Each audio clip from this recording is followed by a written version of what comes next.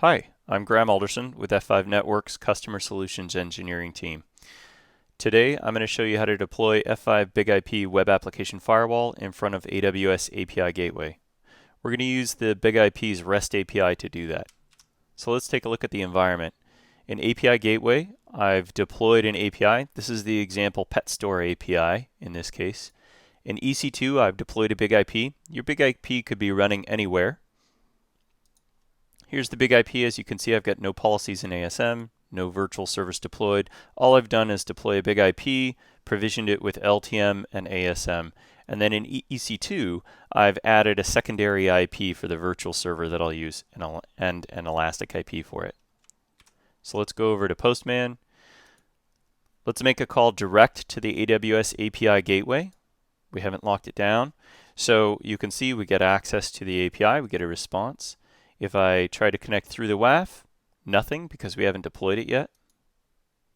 Let's go ahead and run this collection. This is going to deploy the entire setup.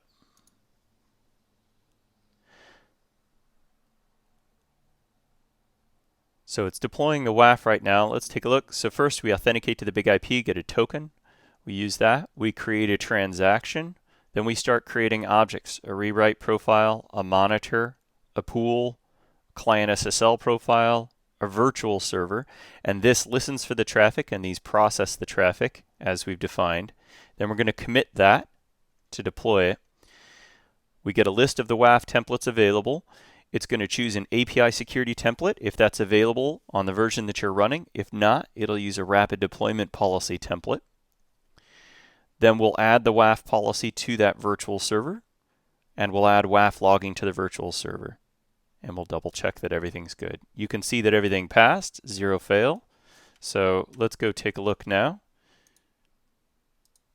Now if we make that same call through the BIG-IP WAF, we get a valid response. So the traffic is now going through the WAF. Let's take a look at what we had to do to make that work.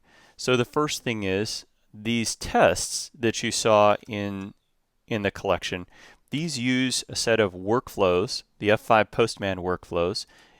You can find on the GitHub link, it has a link to show you how to get this. You'll go to install, you'll install the Postman workflows and then check to make sure that they're good.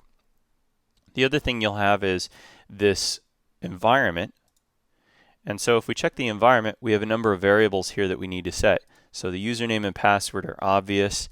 The BIG-IP management IP, let's show you where to get that. That's going to be the public IP listed right here on the BIG-IP. So this is the elastic IP that points at the management interface. In my case, I deployed a 2NIC deployment using the CloudFormation template. So those are separated. The monitor URI, you see here I've got /v2/. So what I'm really monitoring is /, but in the AWS API Gateway, when I take a look at this, the stage name, in this case I've named it V2, always prefixes anything below that in the actual API that it's serving up. So this will be the / stage name and then whatever URI you wanted to monitor. In this case, just /. The receive string is what's some text in the response that I'm expecting. So in this case, you can see welcome is a word that's showing up there. So I'm just looking for that. The DNS name is what DNS name are you going to use to point at the BIG-IP? And it will then forward the traffic on as a proxy to the API gateway.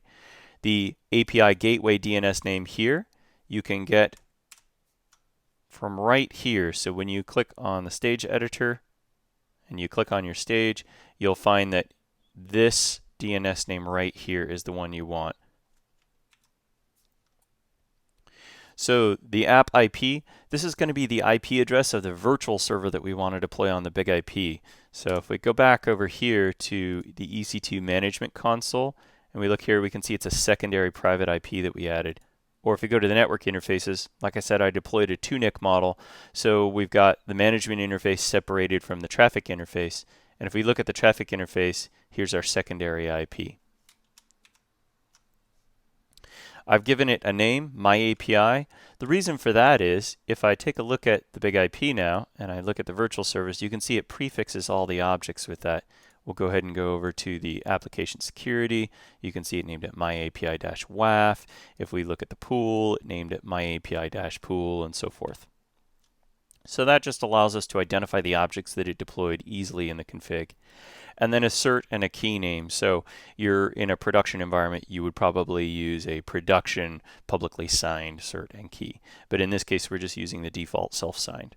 So that's all you need to fill in, and it'll deploy everything for you onto an existing BIG-IP. You can also use the CloudFormation templates and, in fact, automate the entire deployment of the BIG-IP and roll out of this entire process.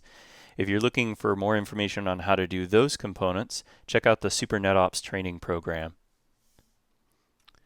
One last thing that I'll show you here is in Postman,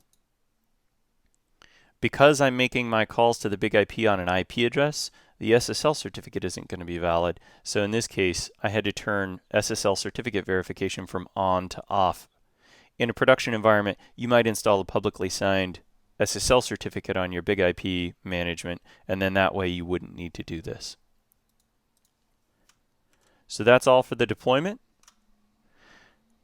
Let's take a look at the policy and see if we've learned anything though. We can see here that the policy is already learning things like what it believes is a valid host name. You can see it's 5% confident. In this case, it's in manual mode, so when it's confident enough, or I am confident enough in what it believes it's learning, I would need to accept the suggestion. You can do that automatically though as well. Thanks for watching. That concludes AWS API Gateway Protection on F5 BIG-IP.